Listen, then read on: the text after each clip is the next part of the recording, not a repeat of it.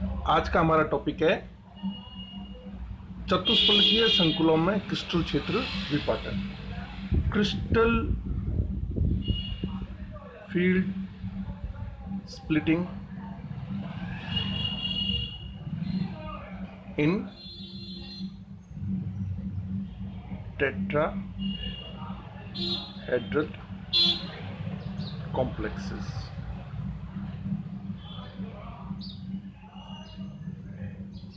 जब हम splitting in tetrahedral complex की बात करते हैं तो हमको सबसे पहले निम्नलिखित बातों की जानकारी होनी अति आवश्यक है। क्या क्या है वो जानकारी? पॉइंट नंबर 1, हम पॉइंट वाइज उन सारी जानकारियों का विश्लेषण करेंगे कि एक नियमित चतुष्फलक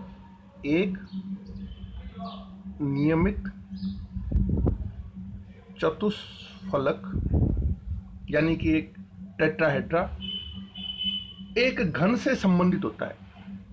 एक घन यानी कि क्यूब से संबंधित होता है। बहुत इंपॉर्टेंट बात है ये। क्या मतलब इसका? कि जब भी हम एक टेट्राहेड्रल कॉम्प्लेक्स के अंदर क्रिस्टल फील्ड की स्प्लिटिंग की बात करेंगे तो हमको ये पता होना चाहिए कि एक जो चतुष्फलक है, एक रेगुलर टेट्राहेड्रल जो है वो एक क्यूब से संबंधित है। कैसे? कि इस क्यूब के केंद्र में तो होता है धातु परमाणु, केंद्र में तो होता है धातु परमाणु या आयन होता है। ठीक है, मेटल और मेटल प्लस एन जो भी है, धातु परमाणु अथवा आयन होगा। और साथ ही इसके कोने जो हैं 4, लेकिन घन के अंदर 8 कोने होते हैं। तो 8 कोनों में से एकांतर से 4 कोनों पर लिगैंड उपस्थित होता है। इसमें क्या होता है? साथ ही घन के 8 कोने जो हैं, 8 कॉर्नर्स, अभी डायग्राम से एक्सप्लेन करेंगे आपको। 8 कोनों में एकांतर से अल्टरनेटिवली 4 कोनों पर लिगैंड यानी कि एल उपस्थित होते हैं। कैसे? देखो, डायग्रामेटिकली देखो। ये आपका हो गया एक क्यूब।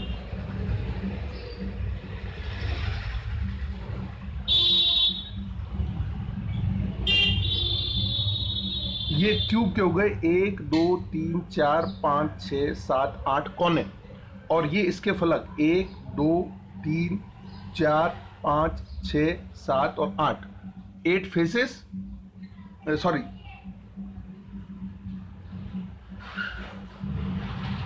6 फलक, 1 2 और 4 इसके सराउंडिंग में। तो ये कोने, इन कोनों में अल्टरनेट कोनों पर क्या कहा? केंद्र में तो होता है मेटल, इसके केंद्र में तो होता है मेटल एटम या आयन। और अल्टरनेटिवली इसको छोड़ो, ये यहाँ पे यदि लिगैंड है तो इसको छोड़ा यहाँ पे होगा लिगैंड, और इसको छोड़ा यहाँ पे, इसको छोड़ा यहाँ पे, तो ये कोना हुआ, ये यहाँ लिगैंड हुआ। इसको छोड़ा यहाँ पे, यहाँ से भी छोड़ा इसको यहाँ पे, तो यहाँ पे आपके लिगैंड हो जाएगा। तो ये 1 2 3 4 जो पोजीशंस होती है ये आपकी लिगैंड की होती है। आप इसको इस तरह से भी रिप्रेजेंट कर सकते हैं। सो क्यूब के अंदर 6 फेसेस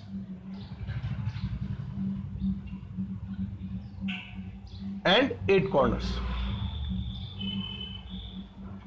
अब होता क्या है? ये जो आपने क्यूब बनाया है,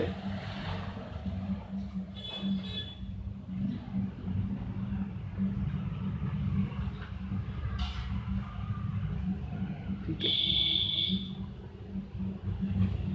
जिसका कि हम कहते हैं कि इसमें ये 1 2 3 4 5 6 7 8 तो कोने हो गए। ये एक फलक हो गया, ये दूसरा फलक हो गया, ये तीसरा फलक हो गया, ये आपके चौथा फलक हो गया, ये आपके 5वां फलक हो गया, और ये आपके छठा। 6 फेजेस हो गए। ठीक है, अब जो मेटल की स्थिति है वो तो है ये, और इसमें एक्स वाई जेड एक्सिस यदि हम देखें तो ये हो गया आपके एक्स एक्सिस, ये हो गया आपके वाई एक्सिस, और ये हो गया आपके जेड एक्सिस। ठीक है, अब इस डायग्राम को आपको हमेशा ध्यान रखना है। इस डायग्राम के कॉन्टेक्स्ट में ही हम सारी बातें एक्सप्लेन करेंगे। तो अष्टफलक संकुल में जब हम स्प्लिटिंग पढ़ते हैं तो क्या इंपॉर्टेंट बातें ध्यान रखनी है कि एक नियमित चतुष्फलक जो है वो एक घन से संबंधित होता है। टेट्राहेड्रल की स्प्लिटिंग की बात कर रहे हैं तो उसका जो रेगुलर टेट्राहेड्रल है वो एक किससे रिलेटेड है? क्यूब से रिलेटेड है, और इसके क्यूब के सेंटर में मेटल है। इसके जो 8 कोने हैं उसमें अल्टरनेटिवली 4 कोनों पे 4 लिगेंड है, और यदि हम उसको इस तरह से रिप्रेजेंट करें तो इसमें एक्स वाई जेड एक्सिस जो है वो इस तरह से होती है। तो हम क्या देखते हैं, उपयुक्त घन की आकृति से स्पष्ट है। नेक्स्ट पॉइंट क्या हो गया? उपयुक्त घन इसकी आकृति से स्पष्ट है। क्या स्पष्ट है? कि एक्स वाई और जेड अक्ष जो है घन के फलकों की ओर, अक्ष घन के फलकों फेसेस, जैसा कि मैं बताया था 6 फेसेस होते हैं, फलकों की ओर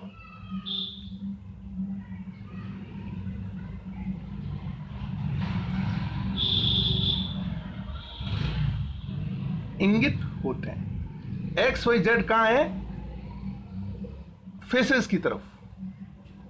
ठीक है, फेसेस 6, कॉर्नर्स 8। साथ ही हम क्या देखते हैं कि पांचों जो डी कक्षक हैं, d x y, d x z, d y z, d x square minus y square और डी जेड स्क्वायर, ये जो 5 कक्षक हैं, पांचों डी कक्षक उपयुक्त प्रकार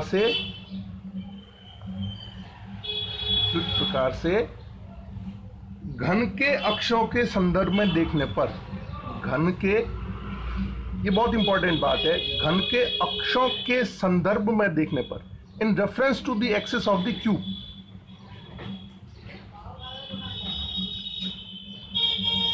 घन के अक्षों के संदर्भ में देखने पर क्या दिखाई देता है कि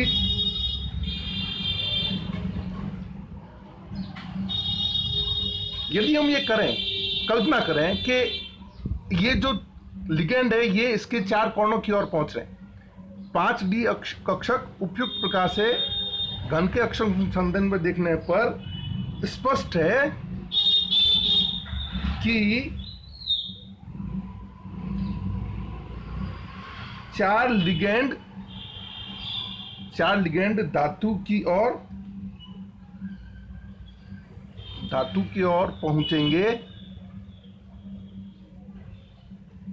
तो EG व T2G कोई भी कक्षक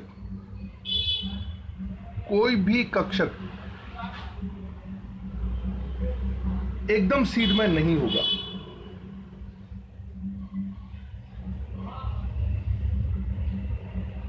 एकदम सीध में नहीं होगा। क्या मतलब इस बात का?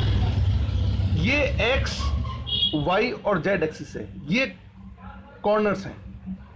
आपके जो 4 लिगेंड पहुंच रहे वो इन कोणों की तरफ से, 4 अल्टरनेट कोणों की तरफ से पहुंच रहे हैं। तो जब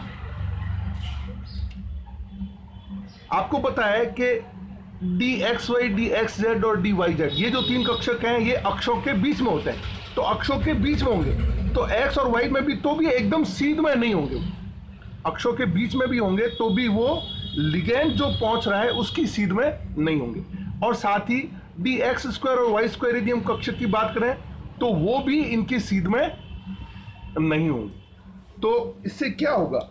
इससे ये होगा कि जो स्प्लिटिंग में जो ताकत ऑक्टाहेड्रल में थी, ऑक्टाहेड्रल में क्या था कि वो एकदम जो d x square y square, d x square minus y square और डी जेड स्क्वायर जो कक्षक थे जिनको हम ईजी कक्षक कहते हैं, ये एकदम लिगेंड के जिस डायरेक्शन में लिगेंड पहुंच रहा था उसी सीध में थे। लेकिन यहां पर ये कोई भी, ना तो T2G और ना ही EG उसके एकदम सीध में, तो एकदम सीध में ना तो Eg है ना ही T2G है, इसलिए स्प्लिटिंग भी जो है उतनी ताकतवर नहीं होगी। यदि कोई भी out of these two, T2G और Eg में से कोई भी यदि उसकी सीध में होता तो वो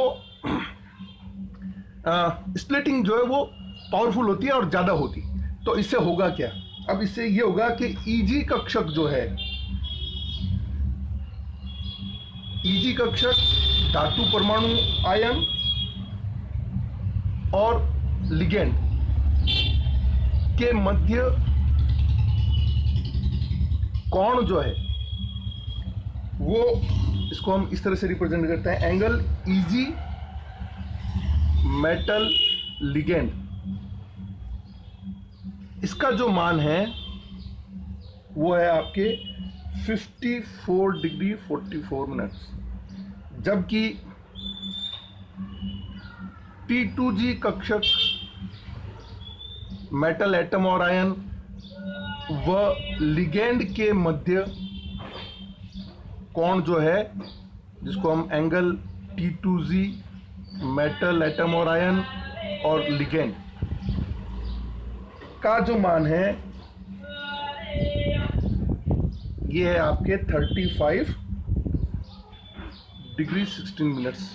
तो ये दूर Eg और मेटल, Eg मेटल और लिगेंड, तो Eg और लिगेंड जो आपस में ज्यादा दूर हुए, Eg और लिगेंड आपस में ज्यादा दूर हुए, जबकि यहां पे T2G में T2G कक्षक और लिगेंड कंपेरेटिवली एक दूसरे के ज्यादा पास हुए। तो जब लिगेंड इस डायरेक्शन में पहुंचेगा तो इनकी एनर्जी, किनकी? T2G की एनर्जी, क्योंकि ये लिगेंड की पहुंचने की दिशा के थोड़े से, ज्यादा तो सीध में नहीं है लेकिन थोड़े से सीध में, इसलिए ये एंगल कम होने से ये उसके ज्यादा इंटरेक्ट करेंगे और इनकी एनर्जी ज्यादा बढ़ेगी। कब बढ़ेगी? जब लिगेंड मेटल की ओर पहुंचेगी। तो इससे क्या होगा? इसका कंक्लूजन हम ये निकाल सकते हैं कि T2G कक्षक लिगेंड, T2G कक्षक लिगेंड की दूरी, T2G कक्षक और लिगेंड की दूरी, T2G कक्षक और लिगेंड की दूरी क्या है? कम है, इसलिए इंटरेक्शन ज्यादा होगा। जबकि Eg कक्षक और लिगेंड की दूरी, एंगल कितना है? 54 डिग्री 44 मिनट्स, तो वो इंटरेक्शन कमजोर होगा। इंटरेक्शन से यहां मतलब है कि लिगेंड के अंदर भी इलेक्ट्रॉन है और इन T2G और Eg ऑर्बिटल्स में भी इलेक्ट्रॉन है, तो जितना ज्यादा कोण होगा उनका रिपल्सन कम होगा, और जितना कम कोण होगा इनके बीच में आपस में रिपल्सन ज्यादा होगा, तो एनर्जी ज्यादा होगी। नेक्स्ट पॉइंट हम कहते हैं कि भाई जब मेटल की ओर लिगेंड पहुंचते हैं तब क्या होगा? पहुंचते हैं तो जैसा कि उसमें हुआ था, किसमें? ऑक्टाहेड्रल में, वैसे ही यहां पर क्या होगा? समस्त डी कक्षकों की ऊर्जा, समस्त डी कक्षकों की ऊर्जा में वृद्धि होगी, समस्त डी कक्षकों की ऊर्जा में वृद्धि होगी। लेकिन चूंकि T2G कक्षक जो है वो लिगेंड की पहुंचने की दिशा में थोड़े ज्यादा नजदीक है, इसलिए उनकी ऊर्जा में ज्यादा वृद्धि होगी। लेकिन T2G कक्षकों की लिगेंड से नजदीकी होने के कारण, एकदम सीध में तो नहीं है, नजदीकी होने के कारण उनकी ऊर्जा में बढ़ोतरी ज्यादा होगी। T2G कक्षकों की ऊर्जा में बढ़ोतरी अधिक होगी। ठीक है, तो हम, ये हो गई आपके एनर्जी ये हो गया फ्री मेटल के 5 डी इलेक्ट्रॉन, 3 4 5, और पांचों इनको हम समब्रंश या डीजेनरेट ऑर्बिटल्स कहते हैं, जिनकी ऊर्जा समान है। ये जब इनके पास में क्यूब में मेटल, उसमें जब कोनों के 4 अल्टरनेट कोनों से लिगेंड पहुंचेंगे तो लिगेंड के जो है वो 2 प्रकार हैं। ये जो T2G मेटल के जो 5 डी कक्षक है उनमें ऊर्जा में बढ़ोतरी होगी, लेकिन चूंकि T2G कक्षक लिगेंड के नजदीक होने के कारण इनकी ऊर्जा में ज्यादा वृद्धि होगी और EG कक्षकों की ऊर्जा में कम वृद्धि होगी। अब हम कल्पना करते हैं, ये तो जो सीन है ये कब है, जब फ्री मेटल है ना, मेटल इन फ्री स्टेट। अब एक समानांतर कल्पना हम करते हैं कि ये आपके जो 5 डी कक्षक हैं ये स्फेरिकल क्षेत्र में है, गोल क्षेत्र में।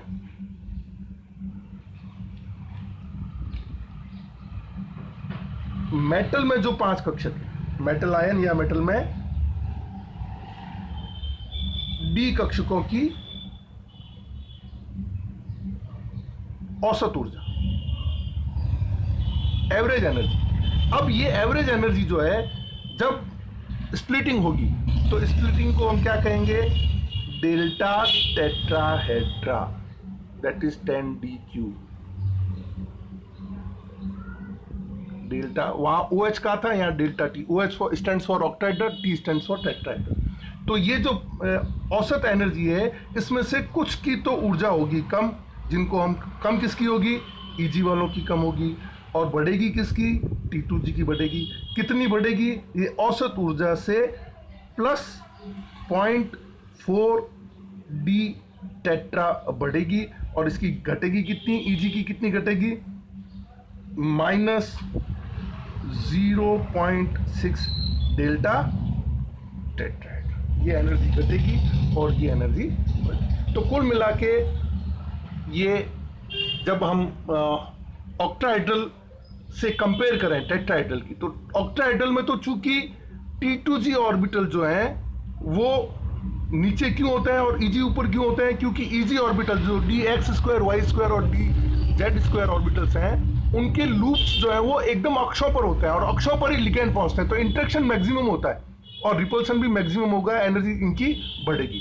That is the case of octahedral, अष्टफलकी। लेकिन टेट्राहेड्रल के अंदर पहली बात तो स्प्लिटिंग भी कमजोर होगी। क्यों होगी, क्योंकि कोई भी ऑर्बिटल का कक्षक, कोई भी डी कक्षक जो है वो उसकी जो लूप्स हैं, उसकी जो पालियां हैं, जो लिगेंड की अप्रोच है, डायरेक्शन ऑफ अप्रोच जो लिगेंड है उसकी सीध में नहीं है, इसलिए पहली बात तो यही कमजोर होगा। ये जो स्प्लिटिंग है वो टेट्राहेड्रल के केस में कमजोर होगी ऑक्टाहेड्रल की तुलना में, और यहाँ पर ये ज्यादा होगी। इस तरह से चतुष्फलकीय क्षेत्र में आपके क्रिस्टल फील्ड का विपाटन या विभाजन होता है।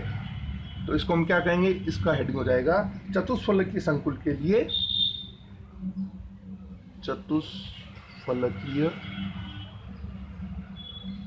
संकुल के लिए क्रिस्टल फील्ड विभाजन। और इस डायग्राम का हेडिंग हो जाएगा आपके, ये तो क्रिस्टल फील्ड स्प्लिटिंग है और ये डी ऑर्बिटल की स्प्लिटिंग है। चतुष्फलकीय क्षेत्र में डी कक्षकों का विभाजन या विपाटन। तो इस प्रकार चतुष्फलकीय क्षेत्र में क्रिस्टल फील्ड की स्प्लिटिंग होती है, और यहाँ पर EG जो है एनर्जी, EG ऑर्बिटल जो है वो लोअर एनर्जी के होते हैं और T2G ऑर्बिटल जो है वो हायर एनर्जी के होते हैं। इसके बाद में हम पढ़ेंगे दोनों में कंपैरिजन नेक्स्ट वीडियो में। Thank you.